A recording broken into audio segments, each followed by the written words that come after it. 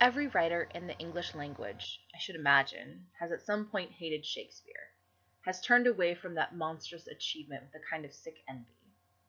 I was resenting, of course, the assault on my simplicity, and in another way I was a victim of that loveless education which causes so many schoolboys to detest Shakespeare. But I feared him too, feared him because, in his hands, the English language became the mightiest of instruments. No one would ever write that way again. No one would ever be able to match, much less surpass him. Well, I was young and missed the point entirely, was unable to go behind the words and, as it were, the diction, to what the poet was saying. I still remember my shock when I finally heard these lines from the murder scene in Julius Caesar. The assassins are washing their hands in Caesar's blood. Cassius says, "Stoop then and wash. How many ages hence shall this our lofty scene be acted over, in states unborn and accents yet unknown?" I suddenly seemed to know what this moment meant to him, but beneath and beyond that voice I also heard a note yet more rigorous and impersonal. The heedless state overthrown by men, who, in order to overthrow it, have had to achieve a desperate single-mindedness. And this single-mindedness, which we think of, why, as ennobling, also operates, and much more surely, to distort and diminish a man, to distort and diminish us all even. But the play does not even suggest that we have the perception to know evil from good, or that such a distinction can ever be clear. The evil that men do lives after them. The good is often interred with their bones. Once one has begun to suspect this much about the world, once one has begun to suspect, that is, that one is not and never will be innocent for the reason that no one is, some of the self-protective veils between oneself and reality begin to fall away.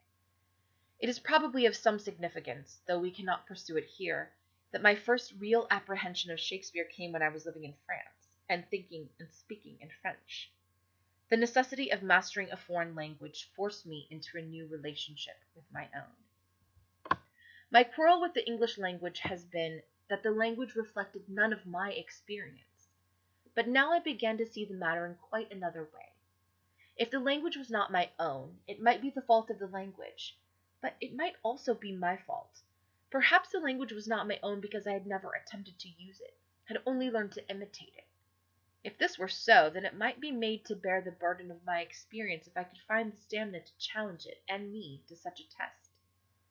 In support of this possibility, I had two mighty witnesses, my black ancestors who evolved the sorrow songs, the blues and jazz, and created an entirely new idiom in an overwhelmingly hostile place, and Shakespeare, who was the last body writer in the English language. What I began to see, especially since, as I say, I was living and speaking in French, is that it is experience which shapes a language, and it is language which controls an experience. The structure of the French language told me something of the French experience, and also something of the French expectations, which were certainly not the American expectations, since the French daily and hourly said things which the Americans could not say at all, not even in French. Similarly, the language with which I had grown up had certainly not been the King's English. An immense experience had forged this language. It had been and remains one of the tools of a people's survival, and it revealed expectations which no white American could easily entertain. The authority of this language was in its candor, its irony, its density, and its beat. This was the authority of the language which produced me, and it was also the authority of Shakespeare. My relationship then to the language of Shakespeare revealed itself as nothing less than my relationship to myself and my past. Under this light, this revelation, both myself and my past began slowly to open, perhaps the way a flower opens at morning, but more probably the way an atrophied muscle begins to function, or frozen fingers to thaw. The greatest poet in the English language found his poetry where poetry is found, in the lives of the people. He could have done this only through love, by knowing, which is not the same thing as understanding, that whatever was happening to anyone was happening to him. It is said that his time was easier than ours, but I doubt it. No time can be easy if one is living through it. I think it is simply that he walked his streets and saw them, and tried not to lie about what he saw. His public streets and his private streets, which are always so mysteriously and inexorably connected. But he trusted that connection, And though I and many of us have bitterly bewailed, and will again, the lot of an American writer, to be part of a people who have ears to hear and hear not, who have eyes to see and see not, I am sure that Shakespeare did the same. Only he saw, as I think we must, that the people who produce the poet are not responsible to him. He is responsible to them.